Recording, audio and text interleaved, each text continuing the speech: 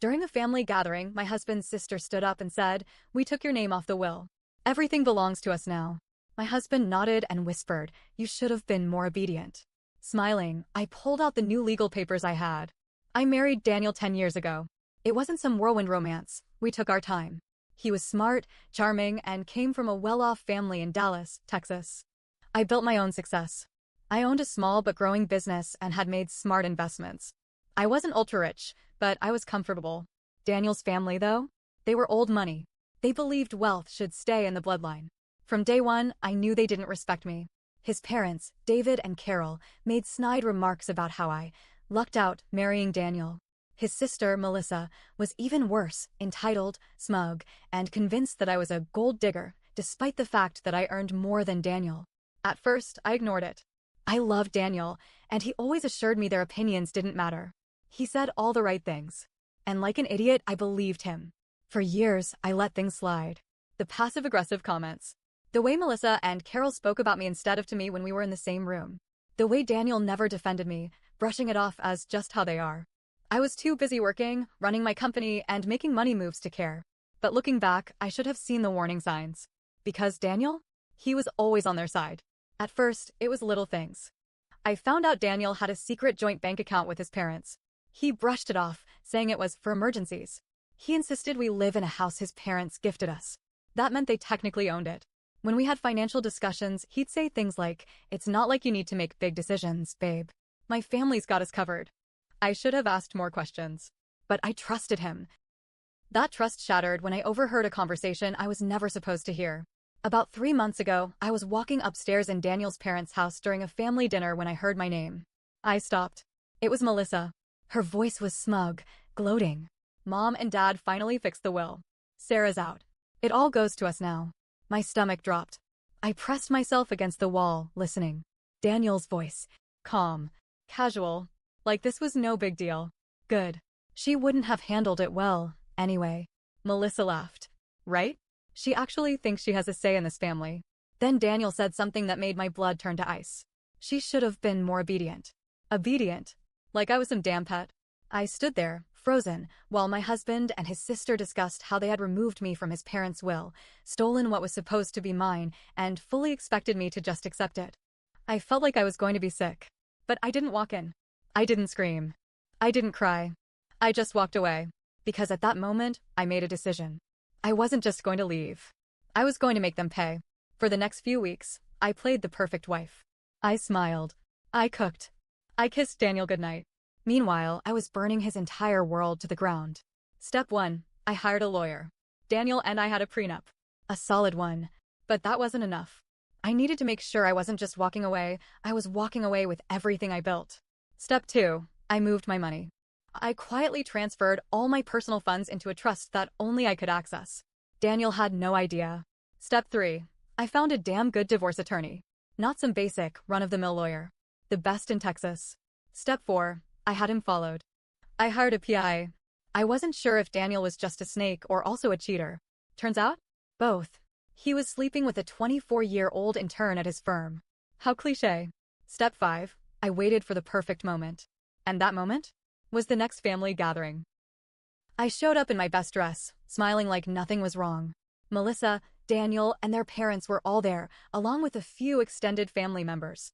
We were halfway through dinner when Melissa stood up, clearing her throat dramatically.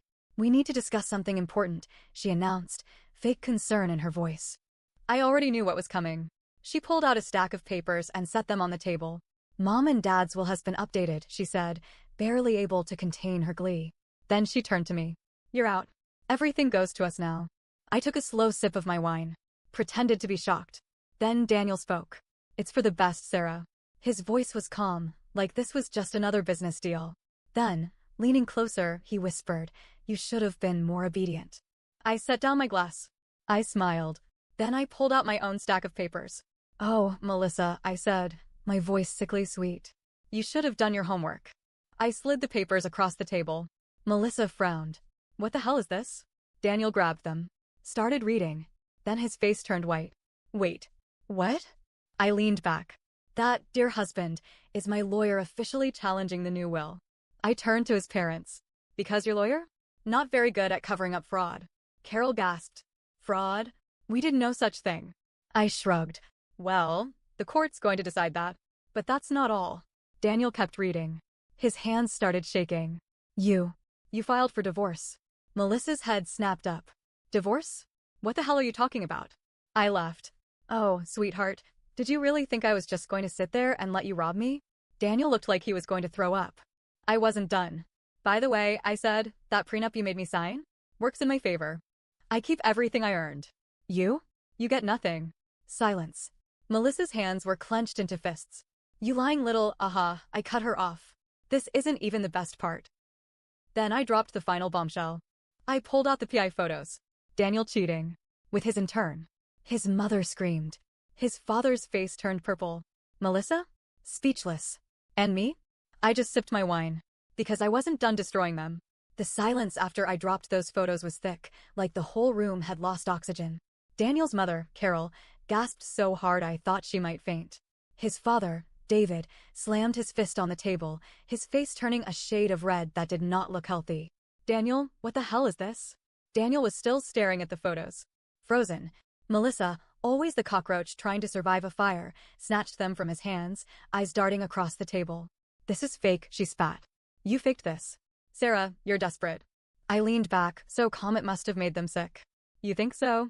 I reached into my purse and pulled out my phone. One click. Play. A voice recording filled the room. Daniel's voice. Babe, she's an idiot. The money's as good as mine. We'll be on a plane to Italy before she even knows what hit her. Then the voice of a woman who is definitely not me. Oh my God, baby, you're so smart. I turned off the recording and watched the horror settle in. Carol let out a wounded noise, like she had just realized her son was an actual monster. David looked ready to kill him. Melissa? Oh, she was rattled. Daniel finally snapped out of it. Sarah, let's talk. I laughed. Talk? Oh, Daniel, I think we're past that. Melissa slammed her fist on the table. You think you're so clever, don't you? You think you can just take everything and leave us with nothing? I tilted my head. Oh, no, Melissa. I don't think I can. I already did. Because while she was busy being dramatic, I had already taken steps to destroy everything they counted on. Daniel's credit cards? Frozen. The lawyer had set it up so the second my divorce filing was confirmed, his access to my accounts was cut. The house? In my name. He was about to be homeless. His job? Well, his company frowned upon affairs with interns. My lawyer had sent a nice little package of evidence to HR. Melissa's secure inheritance? Oh, she was in for a rude awakening. Because while they thought they were getting everything, my lawyer had already filed an injunction on the will due to fraud. Carol finally turned to Daniel, her voice shaking. Tell me this isn't real. Mom, slap. Not even a little one. A full-on, rings on the finger slap. You disgust me. Melissa, on the other hand, was too busy realizing she had just lost everything. This isn't happening. No, I gave her a sympathetic smile. What's wrong, Melissa? Weren't you just saying I wasn't part of the family? She lunged at me. Daniel had to physically hold her back. I will ruin you, she screamed, thrashing. You think this is over? I stood up. No, Melissa. I grabbed my purse. It's over for you. Then I walked out. But I wasn't done yet. Here's the thing about entitled people. They always have dirt. And I had plenty on Melissa. See, my lawyer and PI didn't just look into Daniel. They looked into all of them. And Melissa? Oh, she had a secret even bigger than Daniel's affair. I just hadn't told them yet. Because the best revenge? Is slow. I didn't drive straight home after leaving that night. No, I had one last move to make. Melissa had always walked around like she was untouchable. Like she was above the rules. But I had proof that would make sure she would never recover from this. Because while she was busy plotting to steal from me, she had been stealing from someone else. I had bank statements. I had emails. I had proof that Melissa had been embezzling money from her parents' accounts for years. The next morning, I had a little package delivered to David and Carol. It contained copies of financial statements showing tens of thousands of dollars mysteriously transferred to Melissa. Screenshots of emails where she casually instructed a banker to move some of Mom and Dad's funds into her account. Proof that she had been using their money to fund her own lifestyle, fancy vacations, expensive shopping sprees, even a failed business that she tried to launch but flopped within months. I made sure it was sent directly to their accountant, too. By noon, chaos erupted. Melissa was blowing up my phone, leaving screaming voicemails. Daniel sent pathetic texts begging me to stop. Then came the best part. David called me. Not to yell. Not to threaten. But to say thank you. Sarah, his voice was low, controlled. I don't like you. But you were right about my daughter. And trust me, she won't get away with this. Melissa was cut off. Completely. Her parents froze all her accounts. They filed fraud charges against her. And suddenly, she was the one losing everything. After that, Daniel did what every pathetic man does when he realizes he's lost everything. He begged. He showed up at my office unannounced, looking like absolute hell. His suit was wrinkled. His face was pale. For the first time, he looked like a man who had lost. Sarah, he whispered, voice cracking. Please, let's fix this. I leaned back, arms crossed. Fix what, Daniel? His jaw clenched. I made a mistake. I should have chosen you over them. I just smiled. Oh, Daniel. Then I handed him an eviction notice. Because the house he was still living in? It was mine. And he had 30 days to get out. But I wasn't done yet. I wanted one last twist. Something to make sure that every single one of them knew. You don't F***CK with me. So I waited. I let them think it was over. Then, exactly 1 month later, I sent a wedding invitation. My wedding invitation. To my new fiancé. To a man who was twice the man Daniel would ever be. And I made sure Daniel, Melissa, and his entire family got a front row seat to my happiness. 1 month after I left Daniel and Melissa in financial and social ruins, I sent out my wedding invitations. Not just to my friends. Not just to my family. I sent them to Daniel, Melissa, Carol, and David. The wedding was fake. I wasn't actually engaged. But they didn't know that. And I wanted them to believe I had moved on, happier than ever. The reaction was instantaneous. Carol tried calling me 6 times. Daniel left voicemails that started with, please, just listen, and ended with, you heartless B***TCH. And Melissa? She didn't call. She didn't text. Instead, she showed up. I was at a coffee shop when I saw her through the window. She looked rough. Her hair was a mess, her designer clothes looked worn out, and she had the wild eyes of someone who had lost everything. I barely looked up as she stormed toward my table. Cancel the wedding. I took a sip of my latte. Excuse me? Don't play dumb, Sarah. You're doing this to humiliate us. I smiled. Humiliate you? Melissa, I didn't need to do anything. You and Daniel did that all on your own. She slammed her fists on the table, causing a scene. You think you won? She spat. You think you're better than us? I set my coffee down. Melissa, I don't think I won. I know I did. Her face twisted with rage. And then she said something I didn't expect. I hope you're happy. Her voice cracked. Because you ruined everything. She actually sounded broken. And that's when I realized Melissa had never been the real villain. She was just desperate. She had never worked a day in her life. She had lived in her parents' shadow, counting on inheritance to keep her safe. And now? She had nothing. For a split second, I felt something close to pity. Then I remembered how she had tried to steal from me, manipulate me, and ruin my life. So I stood up, slung my purse over my shoulder, and said, Melissa, I didn't ruin anything. You did that all by yourself. And I walked away. 3 days later, I found Daniel waiting outside my office.